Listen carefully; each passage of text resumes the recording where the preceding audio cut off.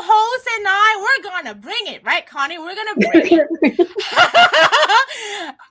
She's the calm one. I'm gonna make her like a little bit more excited tonight, but because we have Canadians in the house. We definitely do. East Coast to West Coast today. Yes. Yay.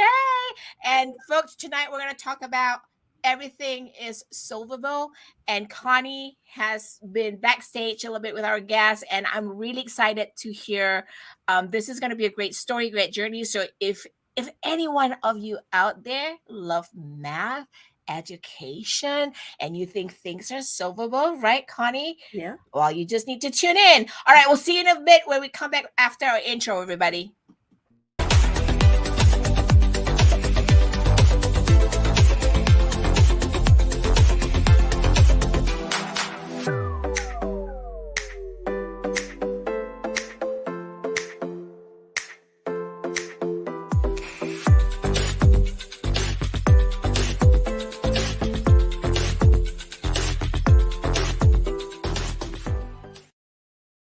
Welcome back, and this is the screen for tonight's show. Everything is solvable. I am one of your hosts right here. Actually, I'm the producer. I'm Zeph Zan, and that's my counterpart. Yes, all the way from Canada.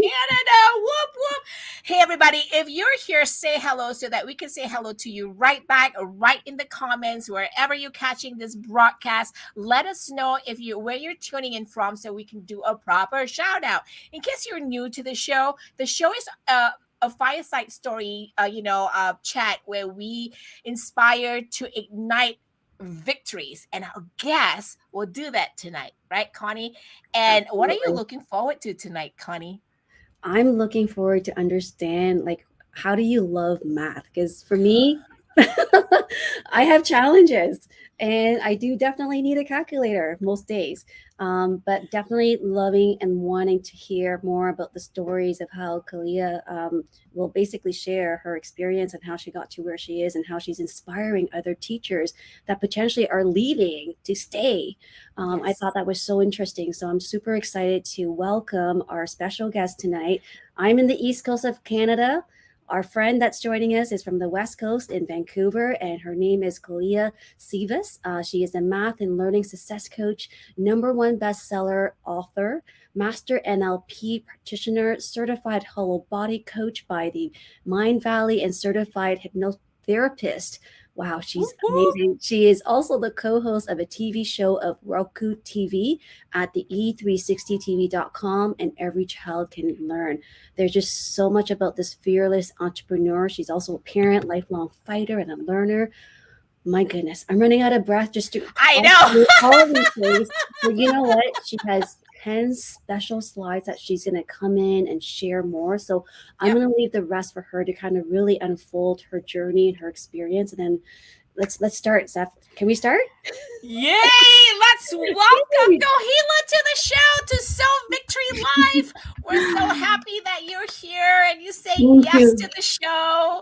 And welcome. Folks, if you're tuning in and if you love math, all right, and you're a teacher, you love education, right, and you want to see what's sexy in Kohila's world right now, how she's changing the world, right?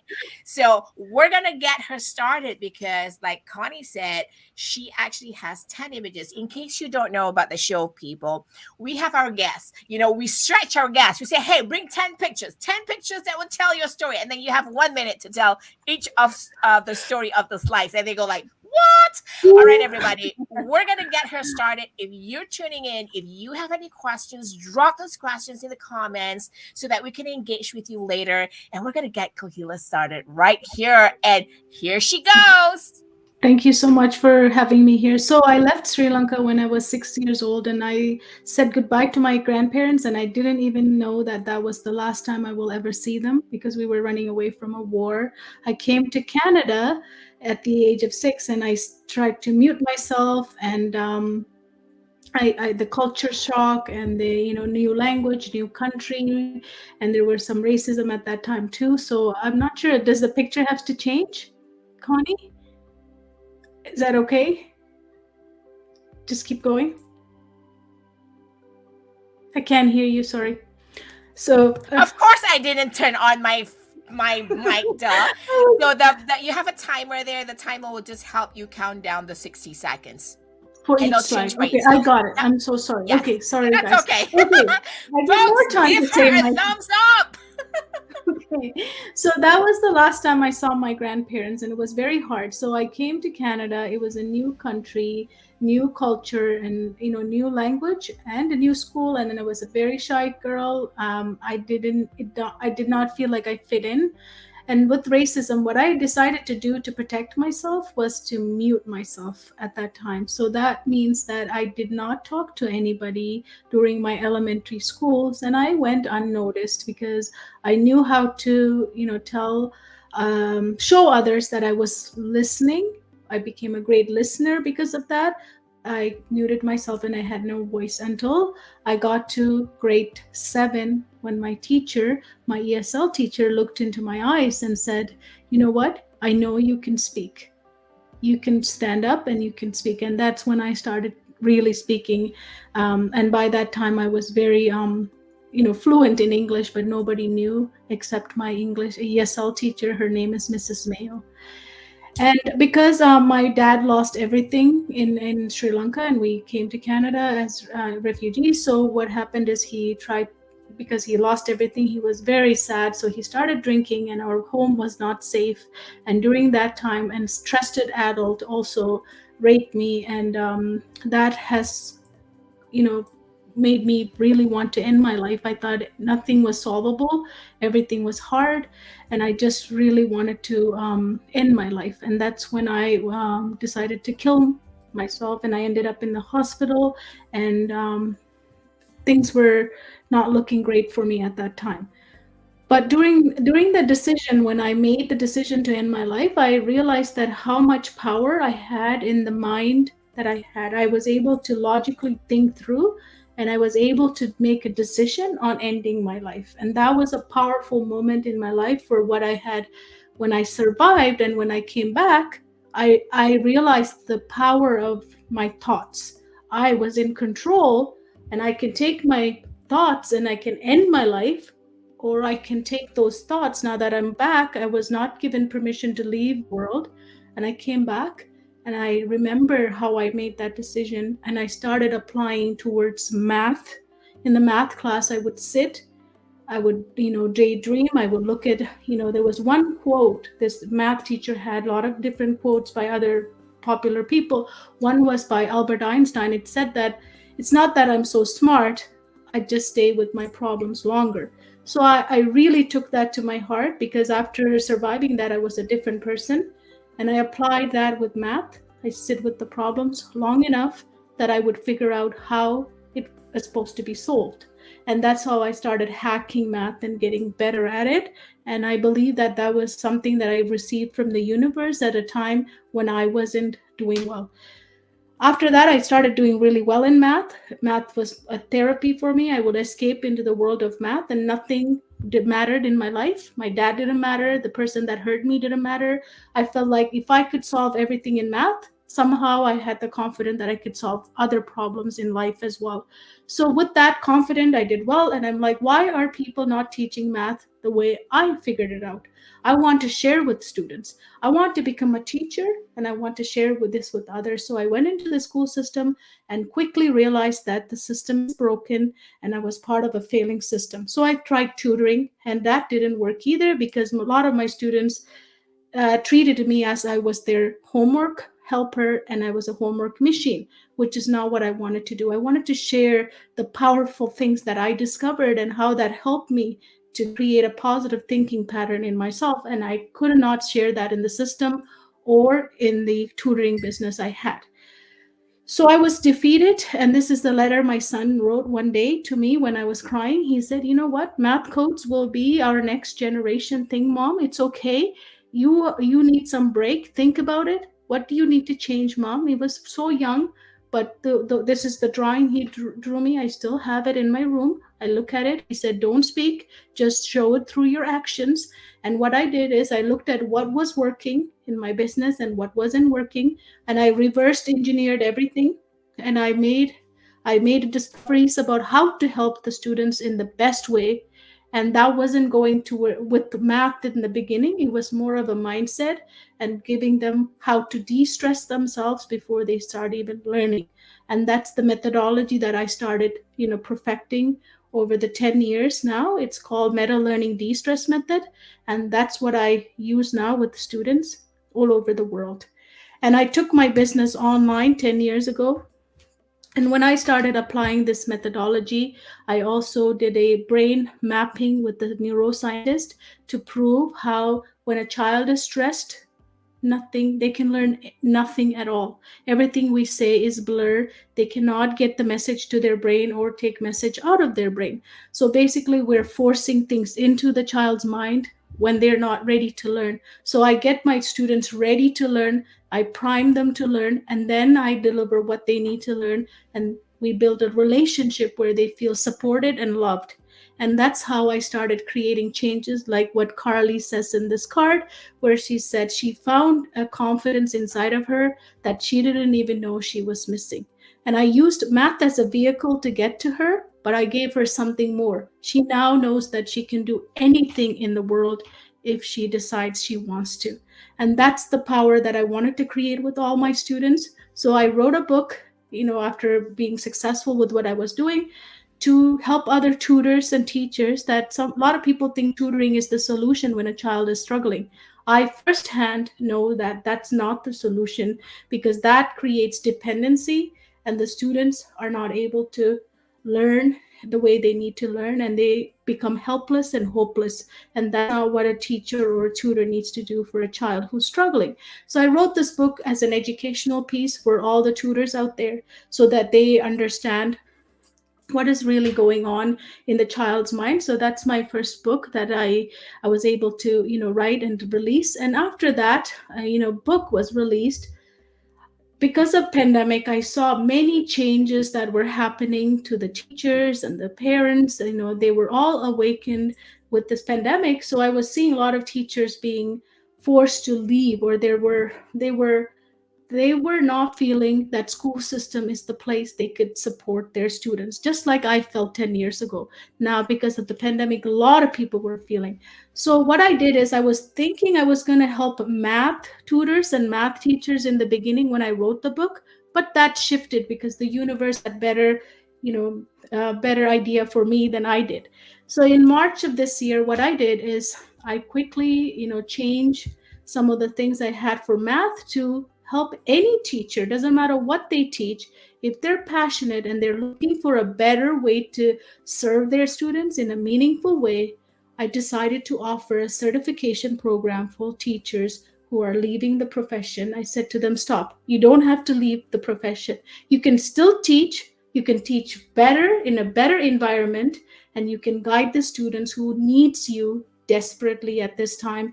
As we know, pandemic has caused many students to be um, fearful of learning, as well as they're emotionally and socially and mentally hurt because of the pandemic. So to help that, now I have over 40 coaches who are being certified in my program as learning success coaches.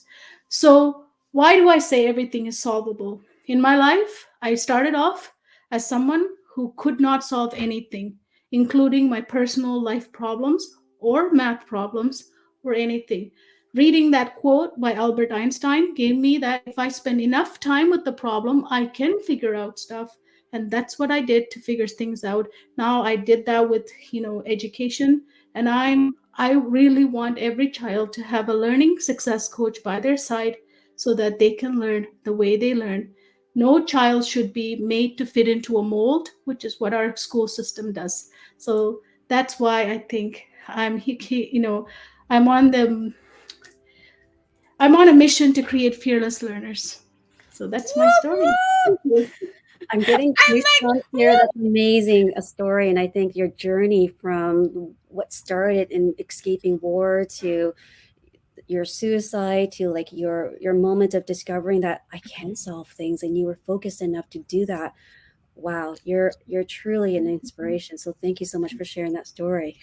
Absolutely. I feel like, oh my God, I can't wait to ask questions. But before we ask questions, folks, if you're watching this, just in case you're wondering, what are you watching right now? So you're watching So Victory Live, a weekly storytelling talk show. We call it Fireside Stories to Ignite and Inspire Victories. Today's episode is all about everything is solvable with our guest, Kohila Sivas, all the way from Canada.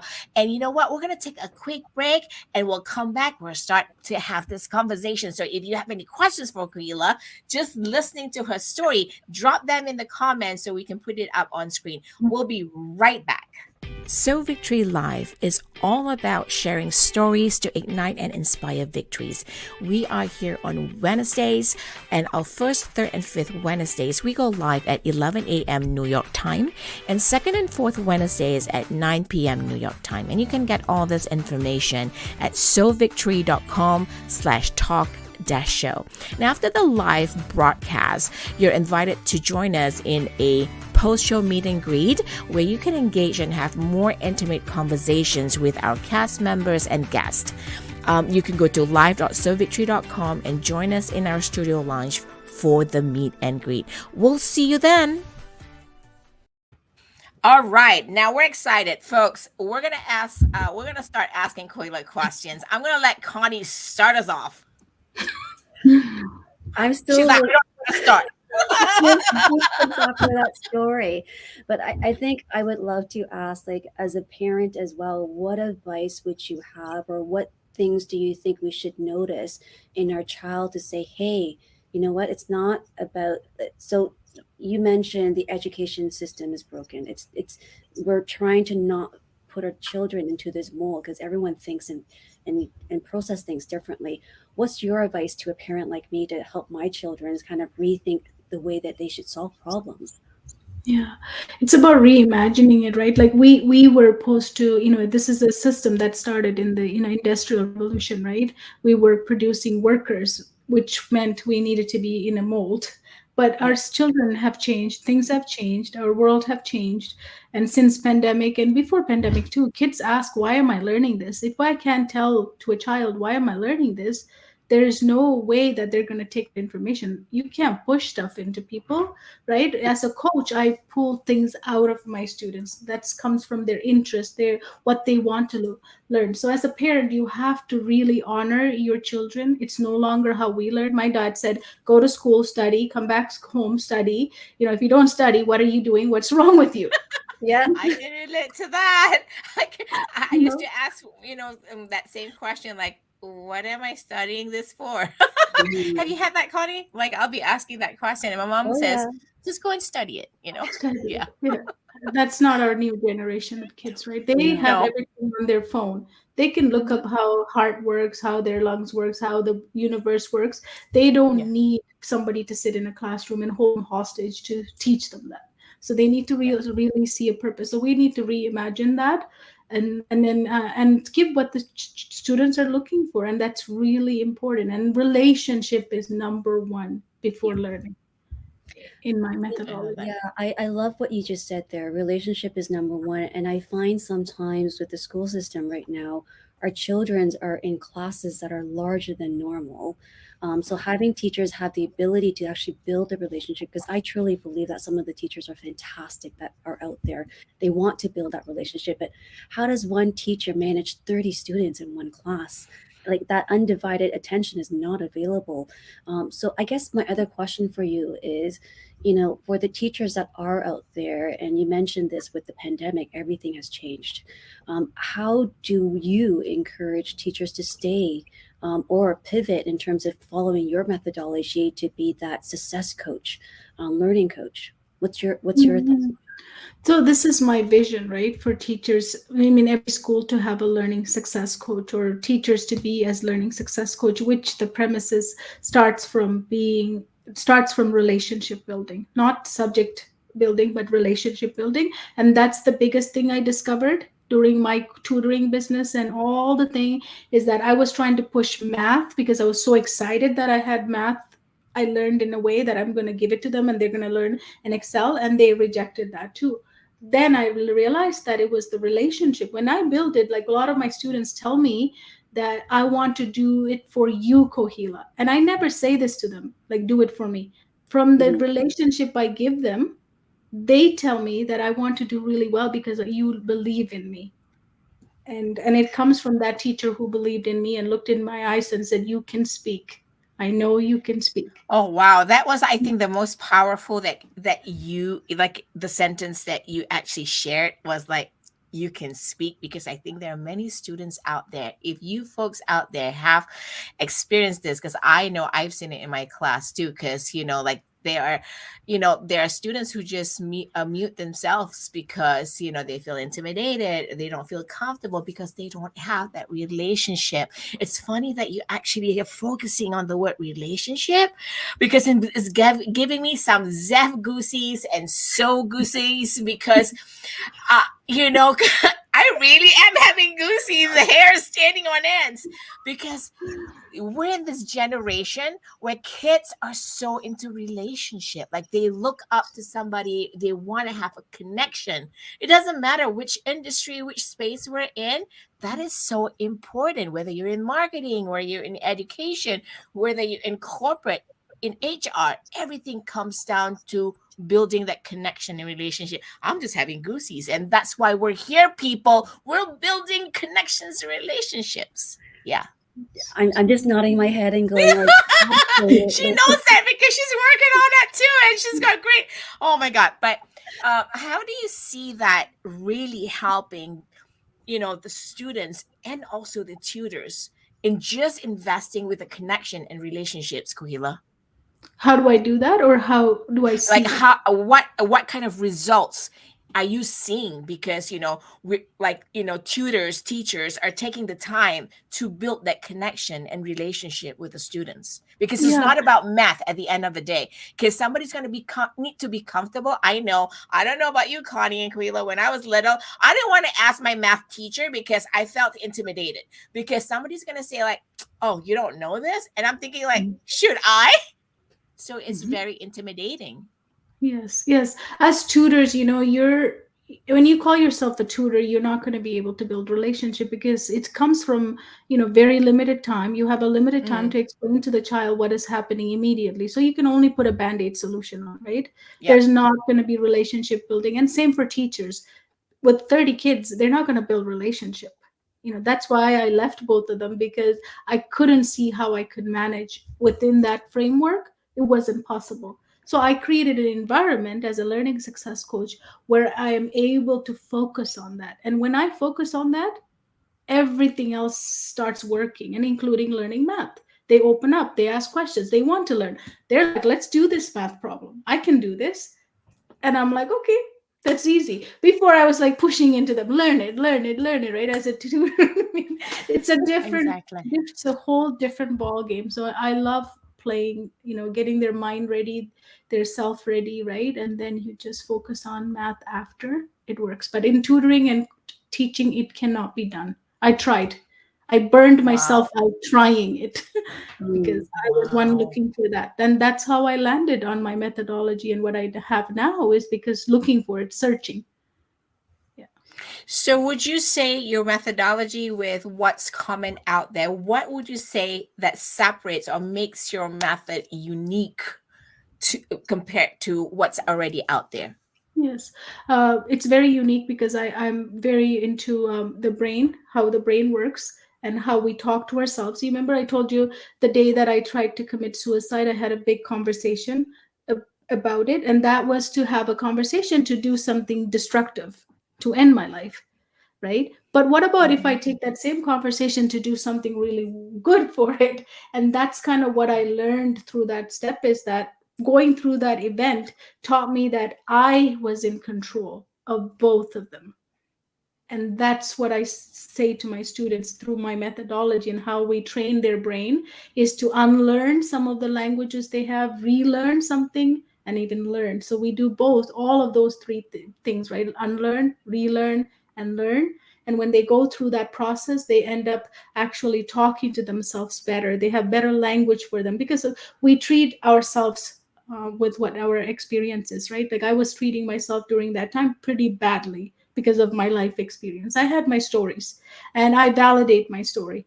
I make them real with what I have because I create them. So we have this inner voice. I teach my students how to find that. Some students say, I don't know what that means. I said, no, we all have them. Let's find that voice. What is that voice telling you? And that matters more than what you say out externally in verbal language. What that Yep. says matters most, right? So we start with the brain, and I'm also using neuro linguistic language, with them to program, reprogram, unlearn, relearn, and learn, so that they actually feel like they're a different person. They're See, different. They don't. folks, Kohila here, if you notice, when Connie, remember when you read her bio, I felt so intimidated, but I don't now because she has started that connection with us, right? She started building that relationship. Looking for a tutor? You got to connect with Kohila. Connie, your thoughts? Yeah, no, I'm typing a lot of notes because I have a lot of great takeaways because I have 2 young children, and often sometimes they feel stuck and it's like, how do I help them? And I think the most important thing that you shared is the power of the mind, and it's finding that confidence that let's understand what makes you excited, makes you happy, and it's that invitation to unmute as well. Because I think what you shared earlier with your picture is when you were in grade 7, was it, or probably younger, your teacher says, I see you. And I think just an acknowledgement to say, I see you. And then the next thing she said was, I know you can speak. So it's that invitation to actually share your voice and feel powerful. That was like, I'm feeling the goosies now, Zeb. I'm still speechless, even though I'm talking, but I think what you're doing is fantastic. It's amazing. And I guess my other question I would have is like, what's the next step? Because you're coaching, you've launched this really educational certifications for 40 people going through the coaching right now. Are they coaching to train students, or I think, is it a bigger opportunity to look at age is not a limit? Because I think everyone's educational mindset and where they are can always take advantage of what you have unlocked. What do you think? Yeah, I find education to be a dirty word. That's why I call it learning success coach. We're always learning. You don't need to be educated. You just need to learn and be open to learn. And I'm going to be learning rest of my life. I'm learning today from both of you. I will learn every opportunity I have. I learn and grow. And that's that. I want to instill that in every child. And I want my learning success coach to instill that in every child, that you're always learning. You don't need to be the expert. You can learn. The only thing you have to be is open to learning, right? And I don't think children feel like that. They think that they're supposed to be born with it. I used to think when I was struggling like that, I told myself, well, look, your mom's not that great at school. Your dad is an alcoholic. You're, piece of whatever, right? You should call. I used to use the word stupid all the time. Everything you asked me at that age, I would say it's very stupid. I'm stupid. I'm stupid. And I carried that until I was 32. I didn't pick up on one word that I would say in order to control myself. That took me a while to get rid of it. And that's through, talking to my brain and understanding my brain, that my brain was telling me the stupid. Every time stupid comes, I stop. I back out of things. Because Because that, words have power. They are definitely powerful. I'm hesitating, but I'm going to share this. Like my son, a couple of years ago, the one thing that hurt me the most was he was struggling at school, and he's like, "I'm stupid. I don't know the answer. I must be stupid." I'm like, and the one thing that hurt me following that comment was, I should kill myself. I'm like, what happened? And how can we give him confidence? Like I had to sit down and I told my husband, like, honey, something is seriously wrong right now. And I think that's really scary for parents to actually A, acknowledge that there's a problem, but B, try to be thoughtful to say, sometimes there's a lot of pressures from parents themselves to say, you have to learn this, you have to have an A, you have to be smart, you have to do. You don't know a question? Don't ask mommy. You're supposed to know this yourself. Like your teacher's supposed to teach you this. Like, but some's like, wait a minute, remember the system, it doesn't always work. And it's and the repercussion of that is how your child feels, that lack of confidence, and that, you know, inability to feel like they are smart. So just my sidetrack of sharing that experience. So I thank you for what you're doing and helping our. We all thank you. Yeah.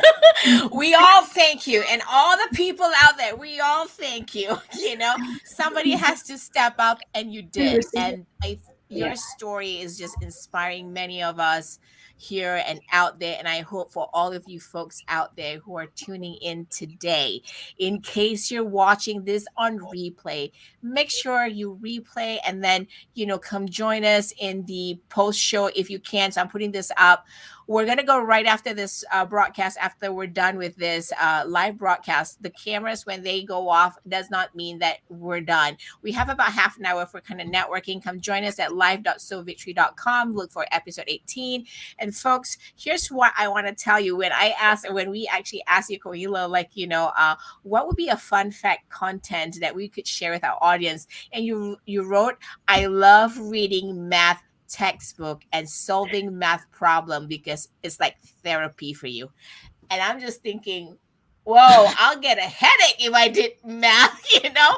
But the way that you've like repositioned it and like inspired us to look at it in a different perspective, different light, that really I think is very inspiring for everybody of you out there, you know. And this is how we ignite victories, you know, telling our stories and, you know, sharing it out there with the world.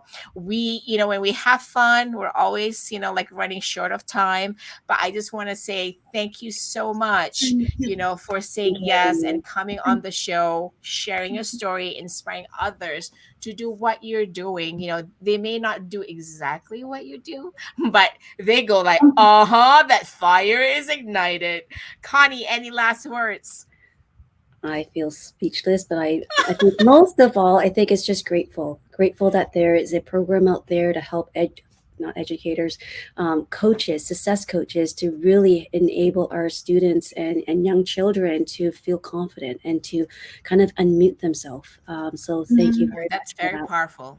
I think Mhm. that has been the most powerful phrase that has come up from this show, is that unmute yourself, right? And you sharing, Kohila, about just the visual of your, you know, tutor or the teacher asking you, you can speak, right? Whew! Goosies! Kohila, any last words to our audiences out there? Any inspiration phrases for them who's tuning in right now? I just want to leave with this last message, is that my biggest why in life is that I would never want to see a child who's going through what I went through at that age, and picking the choice to live or not to live. And I was given a second chance, and a lot of, you know, kids don't, and I want to protect them. I want them to have the power of their mind in their hand to make powerful decision on their own. And that's, you know, it's possible for every child, and I want to have learning Absolutely. success coach by their side to assist them for that. That's my biggest why. Thank you. There you go, folks. Thank you so much. Make sure you come and join us at live.sowvictory.com, where you can get all the information to connect with Kohila, and come join us in the post-show meet and greet. Until then, until the next show, this has been a great episode of Sow Victory Live. Here's definitely Zavzan, Connie, and Kohila. Like, I feel so outnumbered because we have Canadian family in the house, you know? He was like, yeah. All right, everybody. We'll see you next week on another episode of So Victory Live. Thank you. Bye. Everyone. Thank you.